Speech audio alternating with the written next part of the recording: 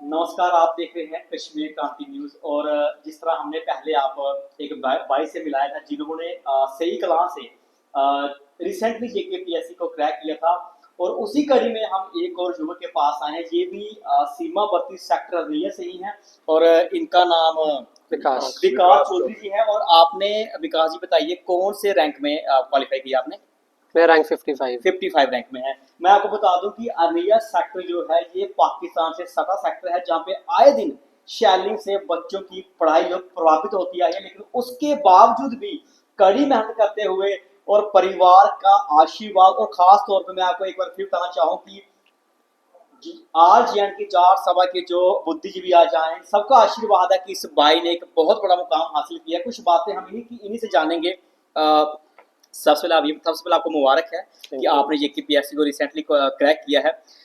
मुझे ये बताइए कि जिस सेक्टर में आप रह रहे हैं, मैं तो यही कहूँगा पाकिस्तान से जो जिस तरीके से आप उजाड़े गए हैं बार बार, खासकर जाट समाज, उसके बावजूद भी इस मुकाम का सोचना भी, कैसे आपने ये सब किया?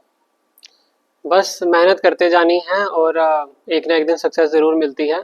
बेशक शेलिंग होती रहती है वहाँ पे समय समय पे, जैसे अभी ऑपरेशन सिंदूर के टाइम पे हमें वहाँ से जाना पड़ा था। मैं अपने मामा जी के घर चला गया था उस टाइम पे सुबह चक में, तो फिर वहाँ पे मैंने प्रिपरेशन अपनी जारी रखी है। तो इस तरह से एक तरह से डेडिकेशन के साथ मेहनत करते रहनी है और कभी ना कभी आपको अपना मुकाम मिल जाएगा। परिवार का कैसा सहयोग था जब आप इस स्टडी में चल रहे थे, इस एग्जाम को क्रैक करने की तैयारी कर रहे थे? उतार चढ़ाव भी आते हैं, इस पार्ट ऑफ लाइफ। कैसा था परिवार का सहयोग आपका इसके लिए? मॉरल सपोर्ट पूरा मिला है परिवार से मुझे। इनफैक्ट परिवार तो क्या, मैं बोलूँगा मेरे फ्रेंड से भी मुझे मॉरल सपोर्ट पूरा मिला है। कोई भी प्रॉब्लम हो या कोई भी डिप्रेशन वगैरह हो तो उसमें फैमिली का सपोर्ट बहुत इंपॉर्टेंट होता है। तो उस तरह से इमोशनल और मॉरल सपोर्ट और फाइनेंशियल सपोर्ट भी, हर तरह का सपोर्ट मुझे अपनी फैमिली से मिला है। आपने बताया कि ये आपका तीसरा अटेम्प्ट है। 2 बार जब आप इसमें सफल नहीं हो सके, तो कुछ तो मन में आया होगा कि क्या मुझे आगे कंटिन्यू करना चाहिए, जब मैं अभी गिव अप कर दूँ? कैसा था वो माहौल जब 2 बार आप इसमें असफल रहे? नहीं, ऐसा गिव अप वाला तो कभी ख्याल नहीं आया मुझे। थोड़ी सी टेंशन होती थी, थोड़ी डिप्रेशन, रोना धोना थोड़ा बहुत तो होता ही है। बट मुझे याद है जब पिछली बार मेरा नहीं हुआ था तो एक दिन मैं घर में बैठा था बस, फिर मैं अगले दिन फिर से उठ के लाइब्रेरी चला गया था। मैंने, क्योंकि टाइम ही नहीं था सोचने का।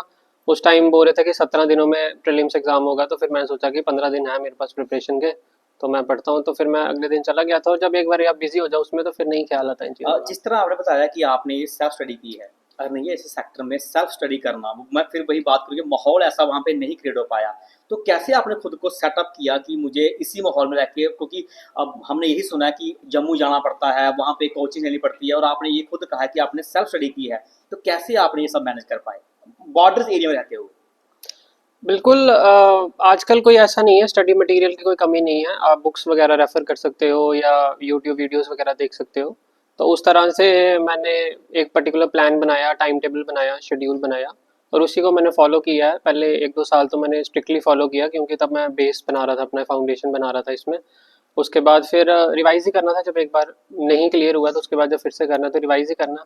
फिर उसके बाद मैंने काफ़ी देर बाद लाइब्रेरी भी ज्वाइन कर ली थी। उधर भी सारे फ्रेंड्स वगैरह ये इसी चीज़ में तब प्रिपरेशन कर रहे थे, और फिर मैं भी कर रहा था, तो फिर एक तरह से हो जाता मैनेज। आपके साथ जो बच्चे तैयारी कर रहे थे, आपके फ्रेंड सर्कल में, आपके गाँव में, आपके एरिया में, बहुत सारे रह भी गए होंगे, तो मनोबल टूटता है इंसान का। तो आपका उनके लिए क्या मैसेज है? उनके साथ-साथ समाज की ओर भी, खासकर आपके अपने समाज के, उस एरिया के, उसी सेक्टर के प्रॉपरली, उनके लिए क्या मैसेज रहेगा?